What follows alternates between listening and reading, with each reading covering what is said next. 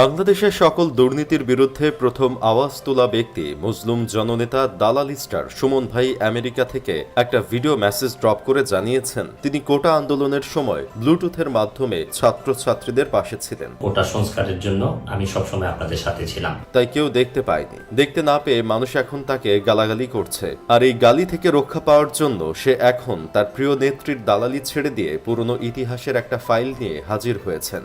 আপনারা তাকে গালাগালি করার আগে একবার ভেবে দেখেন, সেই কিন্তু বাংলাদেশের প্রথম ব্যক্তি যিনি দেশে ঘটে যাওয়া সকল অন্যায়ের বিরুদ্ধে আওয়াজ তুলেছেন। তার আগে কেউ এমন অন্যায়ের বিরুদ্ধে কথা বলেন নাই। ফেসবুকে লাইভ করতে করতে এখন এমপি হয়ে গেছেন। এখন না হয় একটু দালালি করেছিল মন্ত্রী হওয়ার জন্য।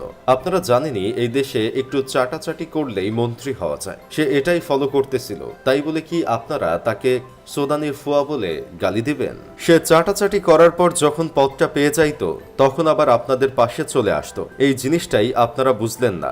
দুঃখ হয় আপনাদের জন্য। আপনারা একজন গুণী চাটুকার দালালকে হারিয়েছেন। দালাল কত প্রকার ও কি কি এসব প্রশ্নের উত্তর যারা এখনো জানেন না তারা তাকে ফলো করলেই উত্তর পেয়ে যাবেন। আমার তো মাঝে মাঝে মনে হয় তিনি দালালি করার একটা উচ্চ ডিগ্রি অর্জন করে এসেছে বিদেশ থেকে। এই দেখেন নোয়াখালী বন্যায় মানুষের কি কঠিন অবস্থা। এই সময় যদি দালাল স্টার সুমন ভাই দেশে থাকতো তাহলে কি এই বিকাশ নাম্বার নিয়ে এই বন্যা কবলিত এলাকার মানুষদের পাশে দাঁড়াতে পারতো না? তিনি কোটা আন্দোলনের সময় ছাত্রদের পাশেও ছিলেন, আবার তার নেত্রীর পাশেও ছিলেন। কারণ তিনি তো ব্রোকার, তার সব দিক বিবেচনা করেই কথা বলতে হয়। তিনি ছাত্রদের পাশে ছিলেন মন থেকে, আর শারীরিক দিক থেকে পাশে ছিলেন আফসোস লীগের। তাই তো উনি দেশ স্বৈরাচার মুক্ত হওয়ার একদিন আগে শারীরিকভাবে ঘেউ ঘেউ লীগের পাশে দাঁড়াতে দাঁড়াতে শুয়ে পড়েছিলেন। তিনি বলেছিলেন, আমরা বঙ্গবন্ধু কন্যাকে এই ক্রাইসিস মোমেন্টে বাঁচাতে যে যার জায়গা থেকে পারি এগিয়ে আসবো। বাঁচানোর জন্য যে যার জায়গা থেকে এরা যারা সরকারের বিরুদ্ধে আন্দোলন করে সরকারের পতন চাইতেছে, এরা কি চায় এরা নিজেরাই জানে না। তিনি আরো বলেছিলেন, আমার যত তকমা আছে, যত যা কিছু তোমরা নিয়ে যাও, আমাকে মানবতাবাদী বলতা, এখন আমাকে তোমরা বেঈমান বলো, দালাল বলো, কোনো অসুবিধা নাই। তারপরেও আমি বঙ্গবন্ধু কন্যার পাশে আছি এবং থাকবো। আসলে এসব কথা কিন্তু তিনি বলেন নাই। তার ফেস দুইটা, এক ফেসের নাম হচ্ছে দালাল ফেস, আরেক ফেসের নাম হচ্ছে ইনোসেন্ট ফেস। নেত্রীর পাশে থাকার যে কথাগুলো বলেছে সেসব কথা তার দালাল ফেস বলেছে, তিনি বলেন নাই। আর এখন স্টুডেন্টদের পাশে থাকার কথা বলে যেই নাটক করছেন সেটা তার ইনোসেন্ট ফেস।